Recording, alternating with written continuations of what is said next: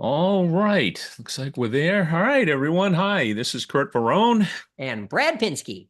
and we're here for another edition of File Law Roundup, almost a special edition because it's kind of like a holiday thing. We're going to be doing an annual in a little bit. But All right. whoops. We're there. There we go. Are you hearing But us?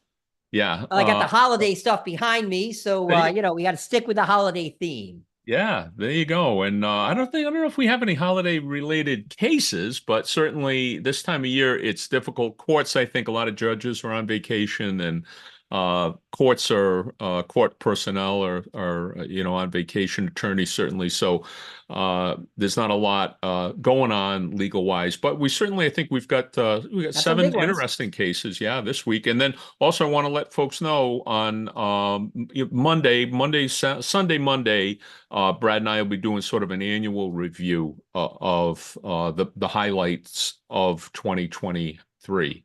Or So, lowlights. Or lowlights. well, I, yeah, I you don't know. can't make this stuff up, certainly, certainly. So, but go ahead, Brad, take us All away. right. Well, anyway, so to all the listeners, a couple things. One, obviously, happy holidays from us, and but two, before I get too into this, I just want to say, and normally I preface every case this way, but because we have seven, I just want to say, look, if it's not a judge's decision, everything we're saying is just the allegation. We're just repeating the allegations. We're not accusing anybody. We're just repeating the allegations. Usually I'm pretty good about saying that on each one, but we got seven today, so who knows? And the Brett, other thing is, can I double down on that?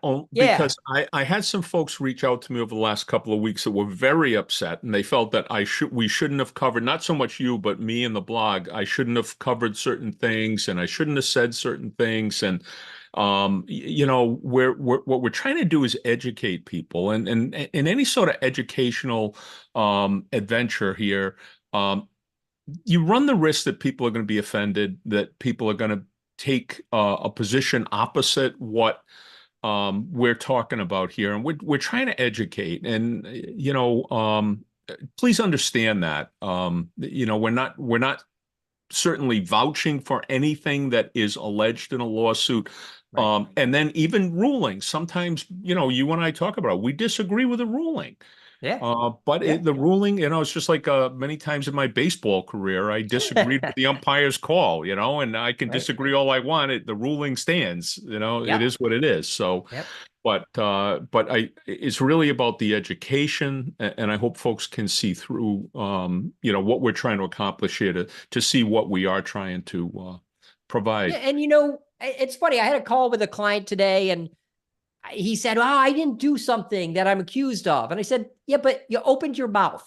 And the moment you open your mouth, you now invite in, well, he said, or he didn't say, or I said, or I didn't say." And I said, the moment you open your mouth, people can say you said anything you want. So it doesn't matter whether it's true or not. You got involved. So we got to deal with that. And you and I really, I think one of our goals, as you say, to educate is to make sure that people look, if you're faced with a scenario, whether it's true or not, you know how to keep yourself out. You'll learn how to investigate or discipline or take a better action, or you'll learn how to handle things better than maybe other people are accused of handling things. And you see what's out there. If this is no different than firefighter close calls, right? I agree. Whether somebody's right or wrong in how they fought a fire or drove a truck or whatever, it doesn't matter. Let's review the close call and then see how you can avoid it entirely. That's all we're doing. Yeah, and I go back to early in my career, and when I first started in the early 70s, we were told you do not criticize another fire department. You do not talk about another fire department. You do not analyze what another fire department did because you weren't there. And I think that's a good principle also, I think. But what it does is it prevents us from looking at line of duty deaths, line of duty injuries, apparatus accidents, and learning from it. So we've got to go in with some sensitivity, but at the same time, we still need to look at what led to this and what do I need to do to prevent this from happening in my organization. Like you said, it's the same principle that Billy Goldfeder follows. And So and you and I are just really trying, as a secondary message to education, we're really trying to keep the fire departments out of the headlines, right? And keep the fire departments improving and preventing issues. And And I think this does it. You know, there's no other, when you started your blog, however many decades ago, you know, there's nothing else. There's nothing out there telling fire departments, here's what's going on in the legal world. And let's be fair, you know, our firematic problems are a tenth of the administrative issues. I mean, right? Every chief knows you do 5% fires in EMS and you do 95% administration. And that's what we're trying to help you with. So, okay. Anyway, I didn't want to get off too far on that, but I'm glad you did double down, as you said, on that, because I just don't want people to think we're accusing anyone. We're taking sides. We're just reporting the allegations or the findings and beating up judges and anyone else. So who knows? Okay. So let's start in Georgia. This is interesting. Now, these are allegations again. And, you know, so we're not assuming they're true, but I want to assume they're true for the purpose of having this discussion that, hey, assume this happened to you, right? So here what we have, and I'm going to shorten this a little. Your blog does a very long recitation of the facts. I didn't know how to cover everything fairly without putting all the allegations in there. So you couldn't. I have them summarized, but you couldn't, right? It's one thing in writing, another thing on video. So on video, we're going to summarize it a little bit. But here we have basically he's a deputy chief. He's in a probationary temporary position. He's got to complete requirements to hold the position. And there's two that he hasn't completed at one point. One is he has to take a hazmat course, and the other he has to do the physical CPAT test, right? Which everyone who's done it knows you get 10 minutes, 20 seconds, or whatever it is to complete a very physical course. So he gets the chief, before he's deputy chief, before he gets injured or before he gets a chance to complete it, he's injured at a fire, suffers second degree burns, I think, to his knees, and is told by his doctor, you cannot do the CPAT. But the chief wants to get his stuff done. So he, you know, talks about getting extensions or whatever, but against his doctor's advice, allegedly, against his doctor's advice, he goes and does the test and completes and passes the CPAT, knocking out 1 out of 2 of his requirements. Then, because of participating in the CPAT, allegedly, he then injures and causes stress fractures to his knees, where he's told to be out by his doctor and takes a leave. Now, in the interim with all of this, he still has one more thing to complete. He's got to take this hazmat ops course, which if it's the same one I'm thinking of, is 24-hour classroom course. And he did it. And he did it. Yeah. But he misses the timing. The whole thing here is he misses the timing. On his side, he's saying, I was granted extensions. And then this chief or another person he doesn't get along with, I think it's the chief, is saying, we didn't give you extensions. We're not telling anyone if we did. And that's where it becomes this big, you know, dispute that he's not completing his requirements. And as a result, and I know I'm skipping a couple of things, I just want to jump ahead to what he's accusing, as he doesn't get certified, and it gets heated, and he then, now I want to throw this in because it's important. I'm impressed with the attorney, at least, as you and I are, whenever a family medical leave issue gets brought up. He puts in for leave because his doctor says you need leave. He takes his leave. He comes back, and his position is then stripped from him, and he loses his vehicle, which, if you look at FMLA straight, you can't do that under the family medical leave. If you are otherwise qualified, that's, I think, will there be their defense. If you're otherwise qualified to return to duty, you have to be put back in the same position as you left. And taking his car and his position from him would be, without anything more, a violation of FMLA. Now, of course, on their side, I'm guessing they will argue, well, he didn't meet all his requirements.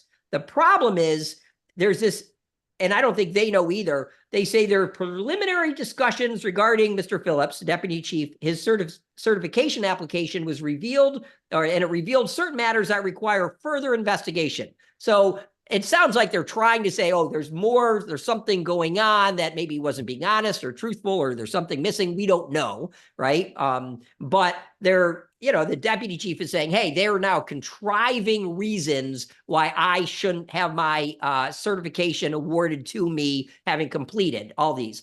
So he makes a family medical leave Act violation, right? And as I discussed, because he went out and he wasn't returned back, and it does look like he's being retaliated against potentially on a very, topical level. It looks like he's being retaliated against for taking 2 weeks off or taking his time off. And so they claim retaliation. Also a failure to accommodate under the ADA. And it frankly, they did accommodate him. And then the allegation is they've withdrawn the accommodation. They didn't accommodate him enough.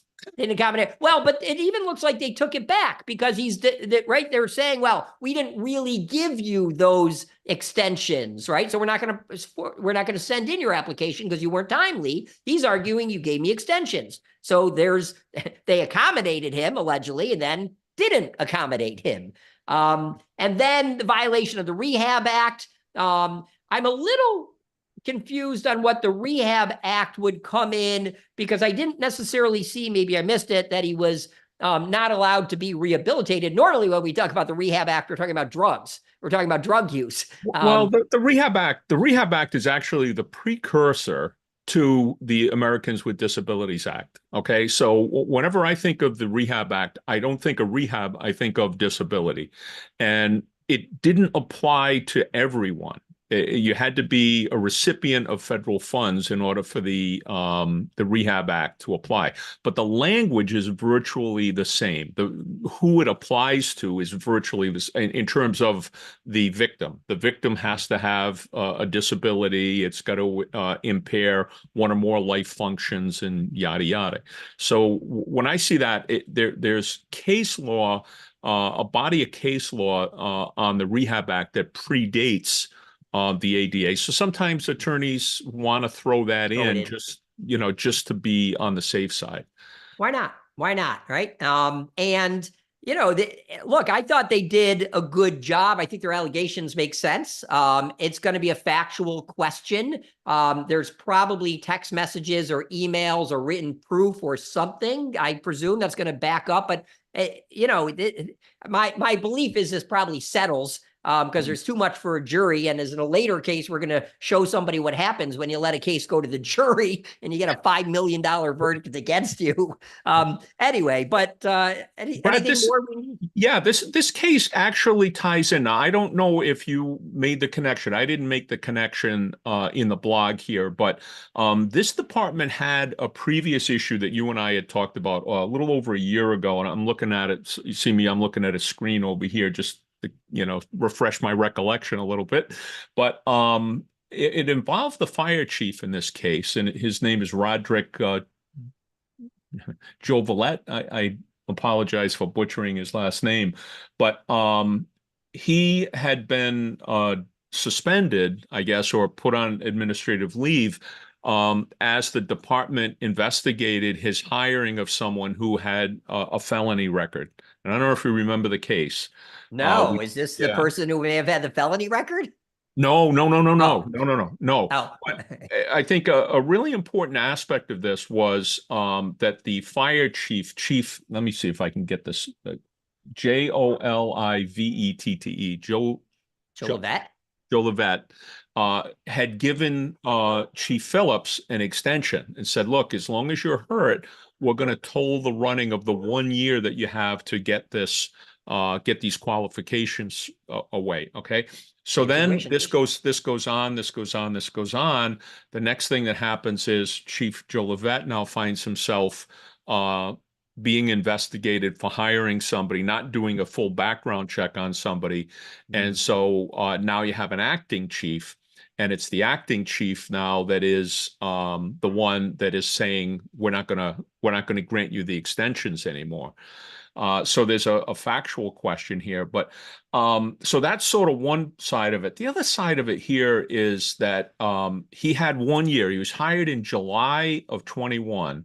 And he had 1 year to get his firefighter certification in Georgia. So I'm assuming he must have been a firefighter in a different state, came in, and he might have had, like myself, I have a Rhode Island certification, but if I went to another state, I'd have to get jump through whatever. So that's why I did all the national certifications, all my fire officer and firefighter. I just did all the national tests and figured wherever I go, hopefully that is. There was no national certification when I was a rookie, so. Yeah, but you took a You know, dinosaur to work too, you know. yeah, well, horse and buggy. Let's leave it at that. But back then we didn't. But I went back and got it. Bottom line is he's got to jump through some hoops here, and I'm sure he's qualified. It's just a question you've got to now bring your credentials up to speed. But he waited until June of 22. So in other words, he's got several weeks left, and he's gonna not meet the requirements, and then all of a sudden he gets hurt. That to me raises some suspicions. I'm not saying it was, but I think from the fire department's perspective, and again, we take Chief Phillips at his word. He got hurt. It derailed what he was trying to do. Fine, okay. But from the department's perspective, it raises a question. Right. And trying to be objective about it, you say, well, wow, he only had a couple of weeks left, and conveniently he gets hurt. That's right. And then this goes on now for a year.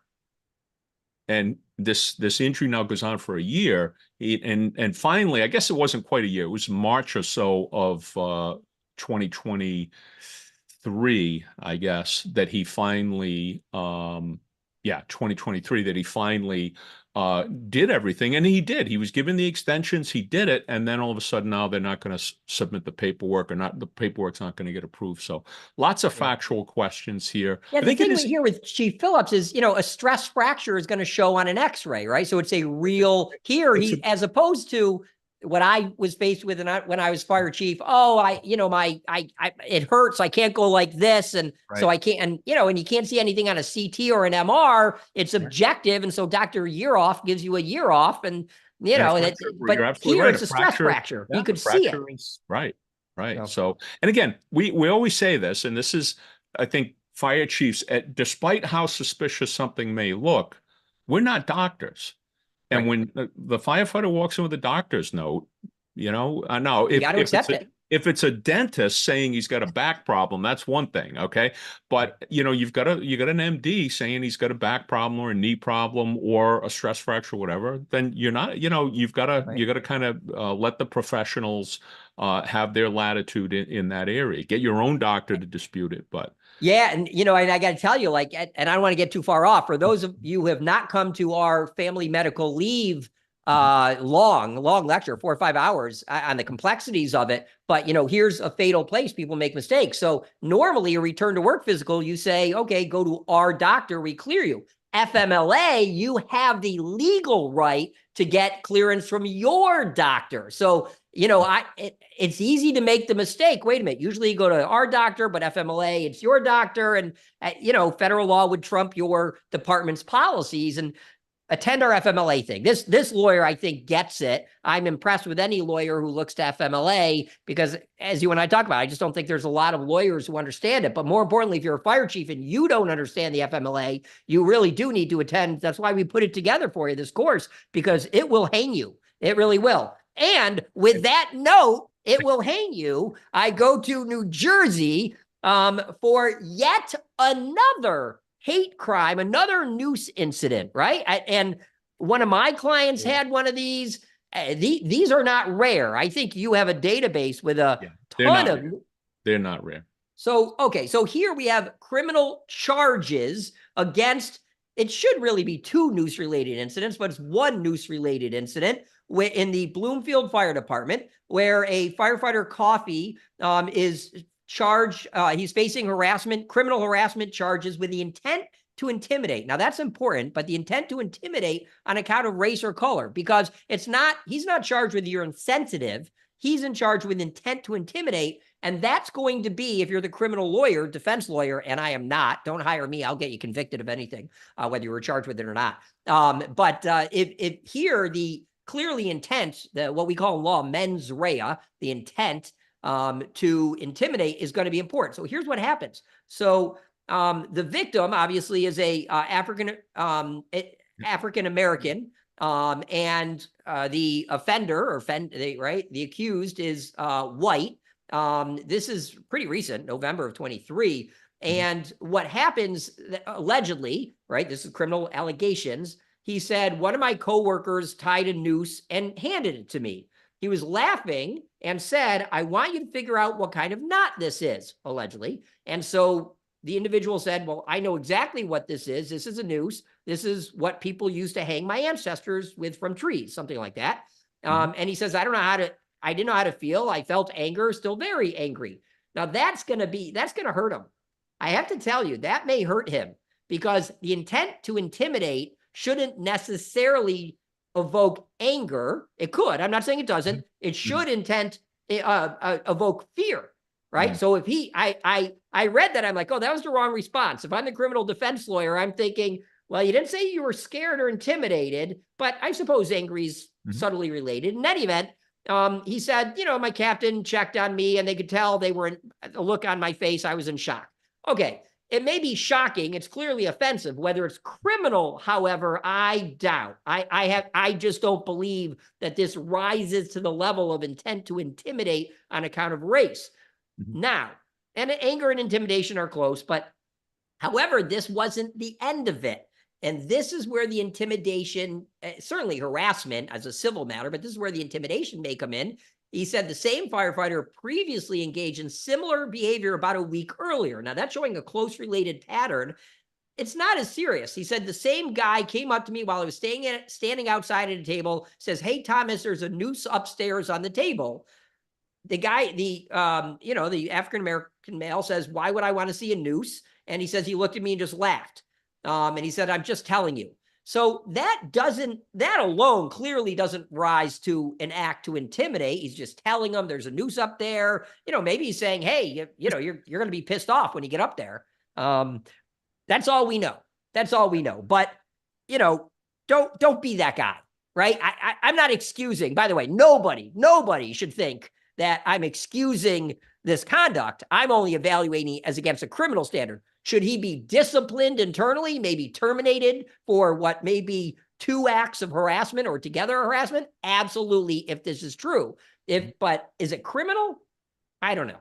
I'm not there. And the reality is he could put the criminal aside. He could find himself a defendant in a race discrimination lawsuit pretty clearly. So if the criminal part of this isn't enough to hopefully wake some folks up, the civil side of this is more than likely going to be coming. In fact, he has retained an attorney. He's been suspended. The victim has retained an attorney, and they did get a restraining order. Now, the accused has been suspended without pay. Right, but we're not sure of what the restraining order is going to say, but it wouldn't surprise me if there's a restraining order with a footage that you can't come within 100 feet or 200 feet or whatever it's going to be.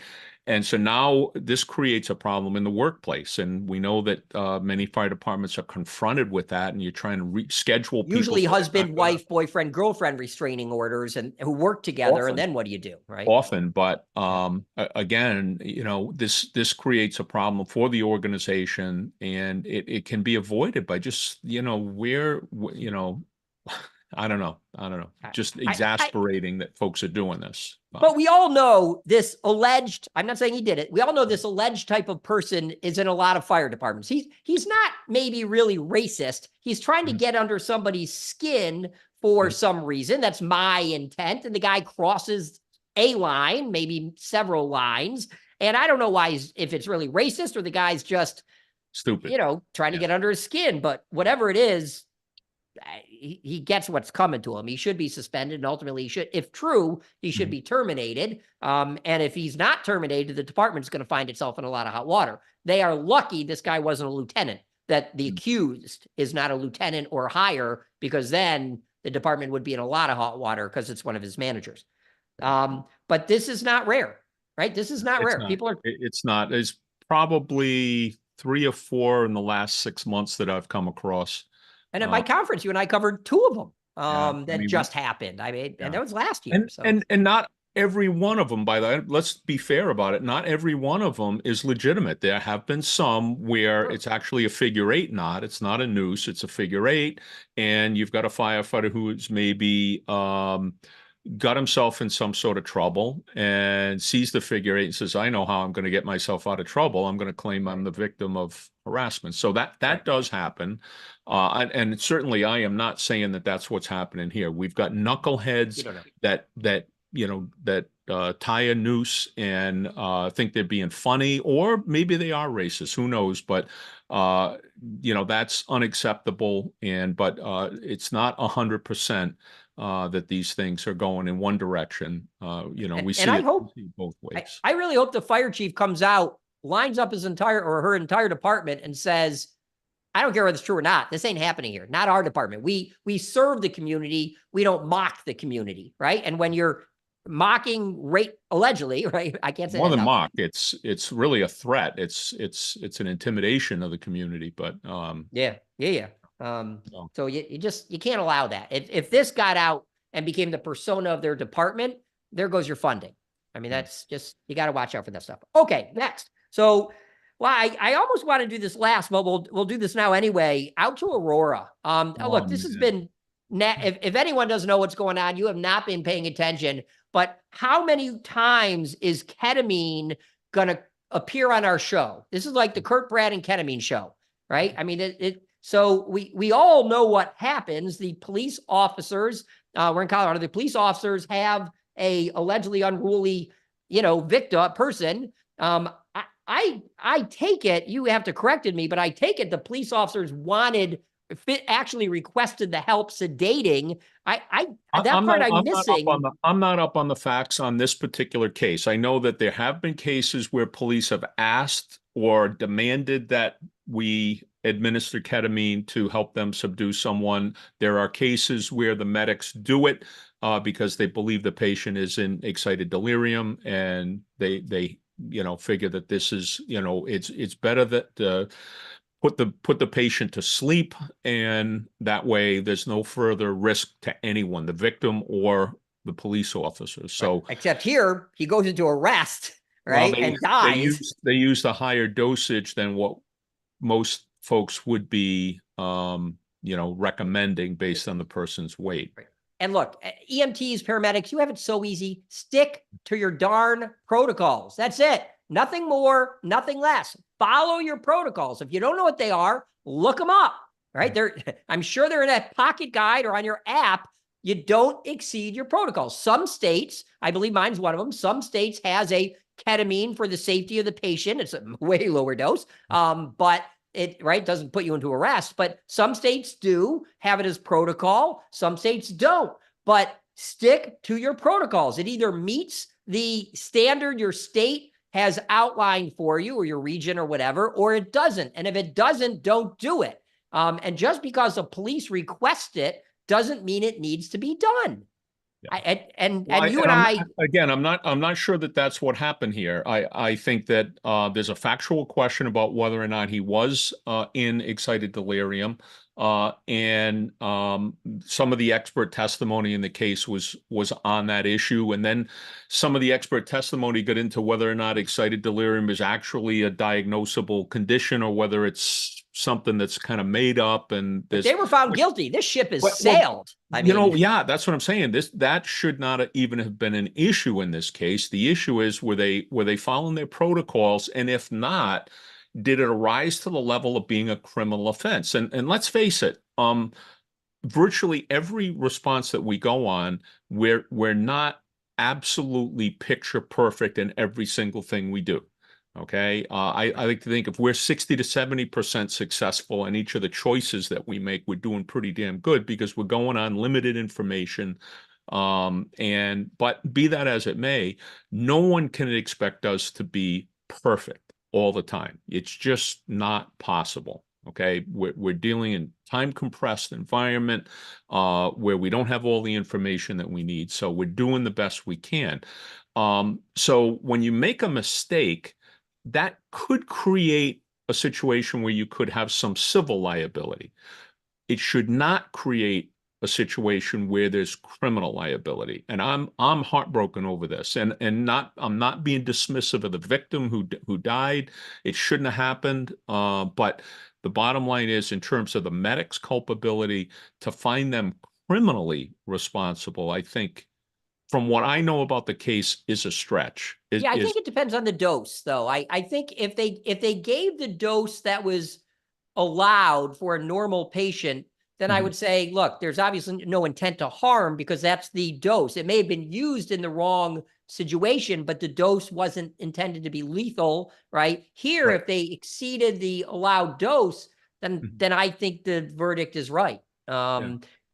As far as criminal Well, goes, civil I'm not different issue. sure, and that's again, I'm not a medic, and I know you were for a while. I've I ended at EMT, but I still think that we're in the range of this being an error as opposed to malicious or what in the Right. law practice we call reckless.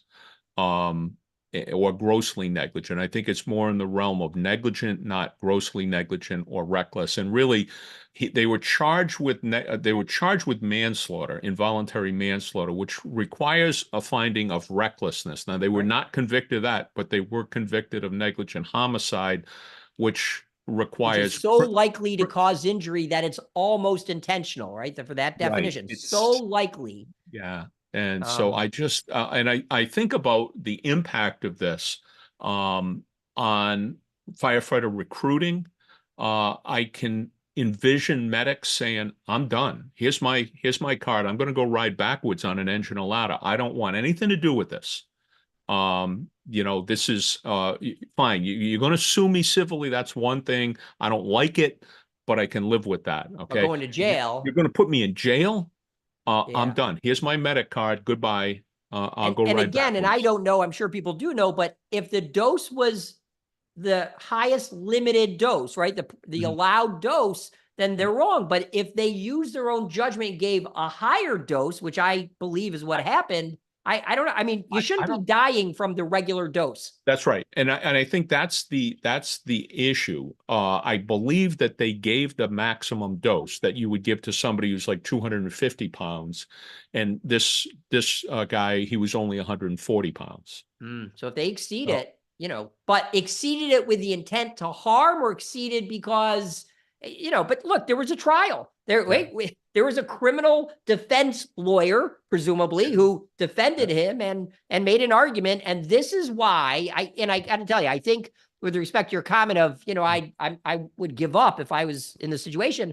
yeah. No, I'm I not think, saying I would give up my license, no, but I know. I can see medics doing that. Oh, yeah, yeah. I think this makes it much more difficult for us to retain and recruit people.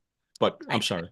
No, no, I agree with you. And I think to make it worse, right? I was going to add on to that is with this and especially when we get to this $5 million one, which is beyond me, it's to this, you put your life in the hands of a jury every time you exceed the boundaries of what you're specifically allowed to do, right? I don't care what it is, when you drive, when you treat someone, whatever, if you cross the bounds of what you're allowed to do, you're putting in the jury's hands, and you're doing it now in a time where police abuse of people is front lines, right? I mean, Floyd, all of this, it's Mhm. a racially charged time right now. And I think if you're betting on a jury helping you or hanging you, go for the latter, because and so don't cross the line, period. For your life in jail is not worth you crossing the line, and a jury is going to put you right where you don't want to be. Yeah. That's It's not good. And again, I start back or I'll end right where I started. I'm heartbroken over this. I'm just heartbroken, and I don't want to be dismissive of the victim and what the victim's family's gone through, but just putting medics in jail, uh, I I don't know. yeah. I'm speechless. I don't, until I get the answer, and I know it's here. I just haven't read it. Until I get the answer of the dosing and what they were allowed to do and how much they did and why they gave more than they should have, if that was the instance, I can't yet form an opinion. If they crossed the line, if they went out of the bounds of their protocol, as far as I'm concerned, they get what they get what they got. But I if they think they were went in protocol, outside the bounds for a patient of his weight, but not outside the bounds of what they were authorized to administer. It's just that Right. when they sized him up, they can't put him on a scale. They felt that he was heavier than he was. And So look, people, if it's cold, if he's in sweatshirts, I mean, I don't remember what he's wearing from the video, but yeah, and that's the thing, right? Did they really intend to harm him? Did they have the mens rea, as we say, the intent, or should they have known that it's going to harm them? And if they couldn't tell the way, look, he's obviously in a frantic state, right? yeah. But there's a lot of people throw in, and some of our co-attorneys are throwing the medics under the bus. You and I are not there yet. No, Right? absolutely not. We're You know, not there yet. if anything, a great deal of sympathy for the mistakes that happen, you know, and I kind of, I was thinking about this yesterday, and I was thinking about a prosecutor who convicts someone who turns out to be innocent. Are we going to put that prosecutor in jail? If a judge, let's say, has a bench trial and Right. and he makes a mistake, are we going to put him in jail for making a mistake? Or a jury in jail. We're putting people in a position where they have to make a decision. They have to do something. And geez, to make it a criminal offense for you to make a mistake. Yeah, but your point is so well made, because a judge gets to use two words. I'll reserve. I get to reserve judgment. We don't get to reserve judgment. You're in the field, right? And I don't think people get it. You got flames blowing out, or you got a hectic crime scene. And for all we know, there's a million people around yelling at you, making it worse. And you're trying to focus. You're looking out for your safety. You're trying to make sure someone doesn't steal your ambulance or equipment. I mean, you've got so much going on, right? And you're right. They put the jury in that situation. I'm not saying this is right, but generally speaking, firefighters and EMTs and paramedics want the jury in this situation, because staring it on a TV in a nice little lens doesn't explain what we do on scene, doesn't give you the hecticness, the fear, the orders are being screamed 6 ways to Sunday. You're trying to size up a building. Where's the screaming coming? All of that you don't get in a courtroom. Yeah. I mean, okay. it's tough. It's tough. So let's go to Houston. Now, originally I got to say that I looked at your headlines. I'm like, oh, Kurt, why are you posting another no beard rule on religious grounds? We just had it. You're taking up a lot of words. You wasted a lot of ink on my paper. And then I read it. yeah. I think if this is true, I think this fire department loses. I think the firefighter wins. I just want to predict this. It's a bold prediction, but here's what we've got. We got a 38-year-old African-American who's a non-denominational Christian, right? I guess that's important, but he's employed by the Houston Fire Department. He's been there since 2007. He's a dispatcher, right? He's a dispatcher. As I understand it, he's a firefighter that's assigned to dispatch. But his job function is dispatch. Right. And so, you don't even have to look at the facts to see what happens. He's told you got to be clean shaven. And he's like, but I'm a dispatcher. And other people who are, I think non-firefighter dispatchers and dispatch don't have to be clean shaven. So he's being told you have to be clean shaven. Interestingly, right? But this one, I think some people get it right. Now, he also is including harassment that he's, right, because he's not complying, etc. But then on October 11th of 23, in an appeal against the suspension, the Police and Firefighters Civil Service Commission overrules the suspension on the account of there being no undue hardship. And I think that's right. I think if your job doesn't require you to be right. And you and I raised this. I said, what about truck operators last time when this came up? And we were talking about, well, does a truck operator need to be clean shaven, or can they just push it up, hold the mask up?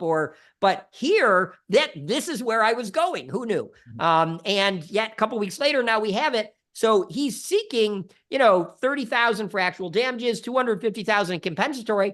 I don't know what he wins for money, but I think he wins his suit, because the accommodation. What accommodation do you need? You're not in an ideal environment in dispatch. I mean, I hope not, but.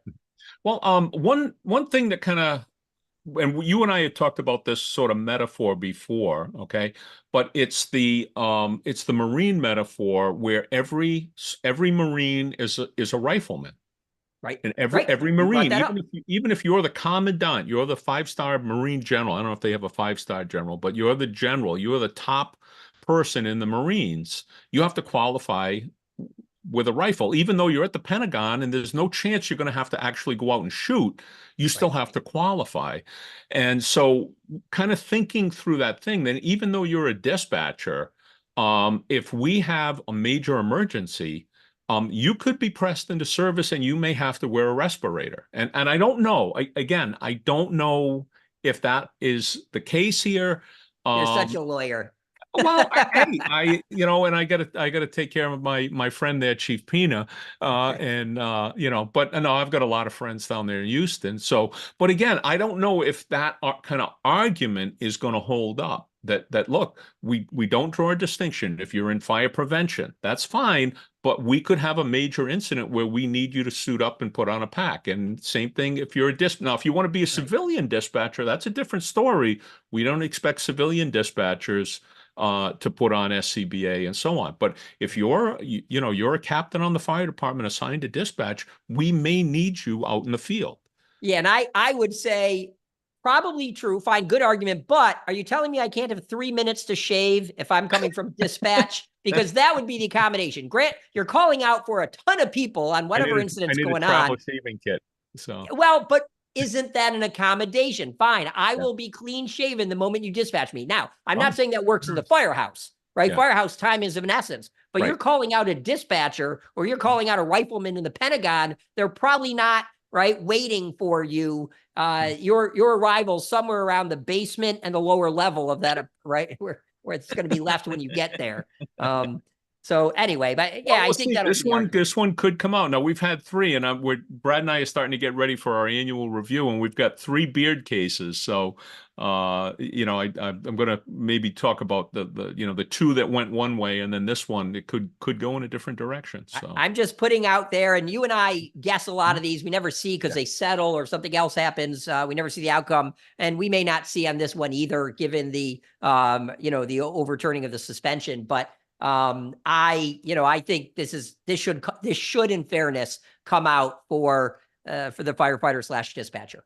I just don't see that you can't accommodate them by granting them, something. So, okay. Ohio chief is sued. It is not our good friend, Chief Comstock. Or Comstock. Yeah. We got 2 chiefs, two. We got a lot of chiefs in Ohio. We like, Ohio State, not so much, but okay. Anyway, sorry. This is crazy. And seriously, on both ends, I just want to be upfront. My version crazy, not to insult anybody, but on the lawsuit seeking $4.5 million is crazy. And on the other side, the fact that this allegedly happened is crazy. So we have an Ohio man. He's claiming he was assaulted because he was given Narcan while he was awake. He was outside a drugstore. Somebody thought he was sleeping. And so they call for the police and medics, whatever. The medic, thinks something's going on, I guess, but nonetheless gives Narcan, which has no harmful effect. You can inhale it all you want. It doesn't do anything to you, and it has zero effect unless you, are under, the influence or whatever. In your system, right? Yeah, so it doesn't do anything bad to you that I'm aware of. I was always told you can use it in classroom if you want. I wouldn't, but in any event, but the guy's refusing. He's alert. He's telling them, I don't want it. I don't want it. Apparently there's this, I'm going to slap the shit out of you type comment from the medic and shut up, you little B. I'm not sure what we could say on YouTube. I wouldn't say it. Yeah, no. So we'll stick with the little B. In any event, but and so then he said he's placed in a police vehicle, right, and is removed from the scene, blah, blah, blah, the medic. In any event, there's don't touch me. And I'm saying this for a reason. There's the protest, don't touch me. And then there's, I touched you. I'm going to administer care. Listen, if you are mentally competent, right, you have the right to refuse care. And absent clear and convincing evidence, and I'm using those terms from Nancy Cruzan case. Anyway, way too much for this. In any event, U.S. Supreme Court end of life case. So in absent clear and convincing evidence that you are not able to exercise judgment that you don't want to be treated, this is a Fourth Amendment search and seizure violation, right of there's so many constitutional violations here when you administer something against their medical will. Now, not with the intent to subdue them, but nonetheless, you still restrain them. So we have Fourth Amendment, we have all sorts of constitutional issues. You've got a battery, an assault, however you want to phrase it. You got a lot of stuff going on here. This is so unbelievable that I just don't believe it. Why would anyone want to give Narcan to somebody who's awake? I just, all of this, I'm having trouble. I wish there was a video because I just not, maybe there is dash cam or a chest cam. I'm just not believing this. Yeah. Any side of it. And I come across a lot of highly emotional, almost borderline crazy cases that are filed by people, mostly pro se, alleging all sorts of conspiracies and things that happened to them, and aliens came down and did all sorts of things to them, but somehow the firefighters and the police are responsible for it. So I don't know. I mean, if it happened the way he's saying, then there's a problem. Obviously, there's a problem. I'm just highly suspicious that it happened the way that he is saying. And the fact that they administered Narcan may indicate that he may not have a very good recollection of exactly what happened. He admits that he dozed off while standing up. Brad, when was the last time you dozed off while standing up? Almost never. I can't ever remember even seeing someone other than someone who was impaired, extremely impaired, dozing off while standing up. But even if you're he doesn't say he was accused of it. He said, that's exactly what happened. So at any rate, certainly some questionable things there. If he was impaired, now you've got a question, even if he was resisting, can we just leave somebody who is impaired because they say don't touch me? So a lot of factual questions in it. I guess we'll see. Yeah, you could see the opposite. He says, "Okay, I'll leave you alone," leaves them, and then the guy dies. Yeah. Yeah, right? I mean, I think we've got a case like that, don't we? So. This is more, this is more along the lines of your last comment on. This is why I would never want this job, because you're damned if you do, damned if you don't. Even though we've done this job forever, it's very tough. And but listen, you can't fight crazy. There's always crazy, as I know it. I've been in the headlines because of it. You're going to fight crazy. Crazy just finds you, right? And you're not going to avoid crazy. Crazy just finds you. And maybe. I don't know which side is truthful, but okay, the whole thing's crazy. Let's go to California. And this is why California, for a lot of reasons, not to insult all the Californians here, but this is insane.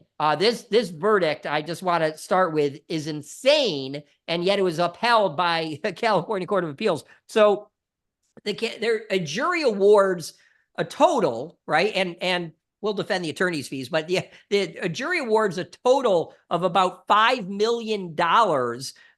And so this is just insane. Anyway, okay, this is like insane day. We're just going to end the year on insane cases. But so we have Timothy O'Hara. He was fired from the Liberty Rural County Fire Protection District's fire department after the relationship between him and his chief severely deteriorated, I think is an understatement.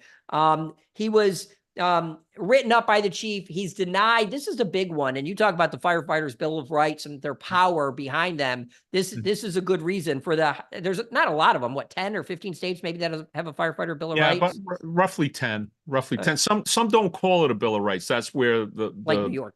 Yeah. Well, you do. You well, do. Now we do. We just got one. For example, Indiana doesn't call theirs. Illinois doesn't call. Well, Illinois, I guess, does too. Some of them do, some of them don't. But there's between 8 to 10. And one of the common rights in these Firefighter Bill of Rights is the right to defend yourself and appeal, etc. He was denied the opportunity to appeal a punishment, right? That was imposed by him. He had the right to do so. And so he applied for a lateral position to move away, which is the right thing to do. Don't quit.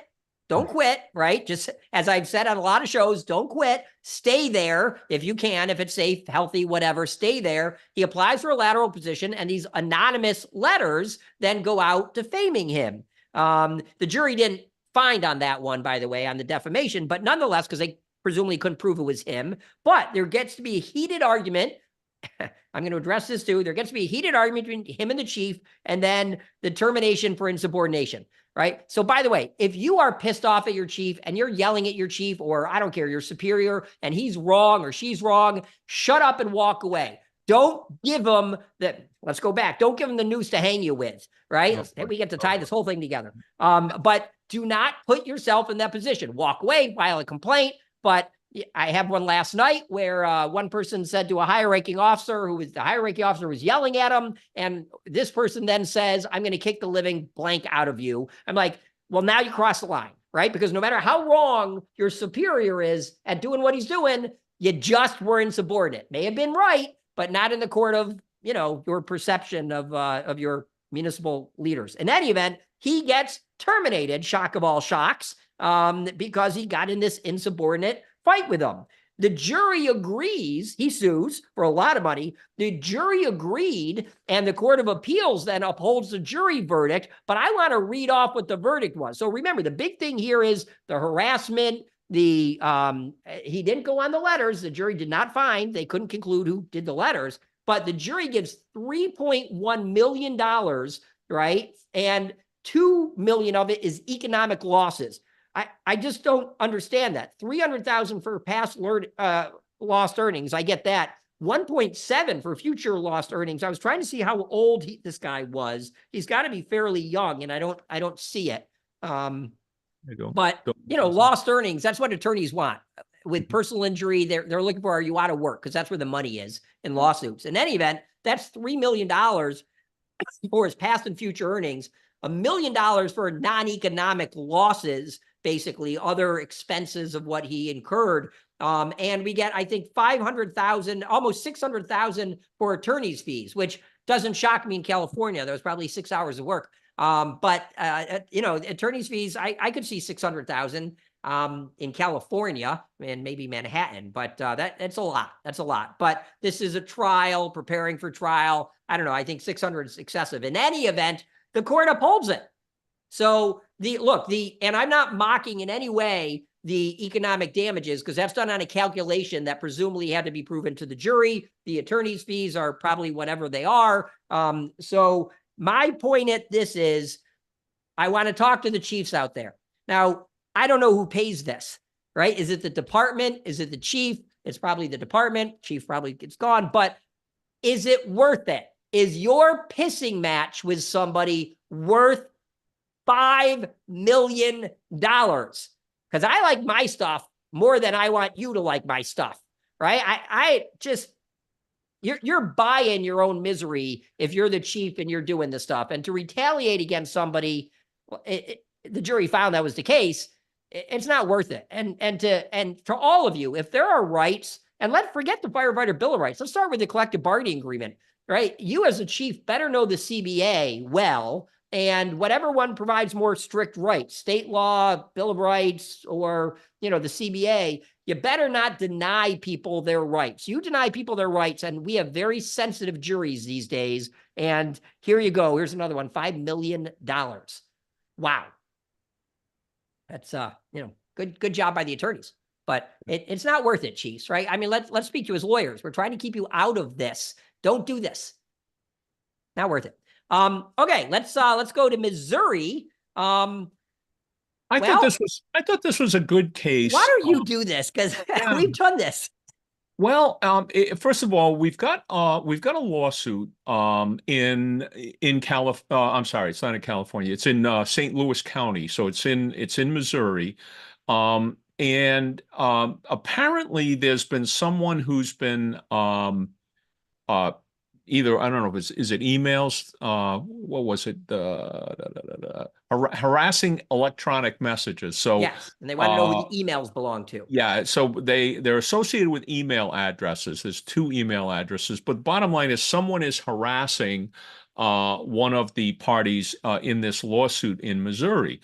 And so now what they're going to be doing is they're going to get a subpoena because Google, if you ask Google who owns a certain email address or what are the Have fun. IP, right? What are the IP addresses? They're not gonna provide it. But if you get a court order, Google will. And this is something law enforcement has to do this on a regular basis. So apparently, and this is kind of educational for us as attorneys here. Apparently, what you do is because Google is in the Northern District of California for federal court purposes, you file a petition, a miscellaneous petition in U.S. District Court for the Northern District of California, and you get a subpoena. Basically, you ask the court to issue a subpoena. You submit an affidavit to the court about why, and it gets delivered by, I'm sure, a federal marshal.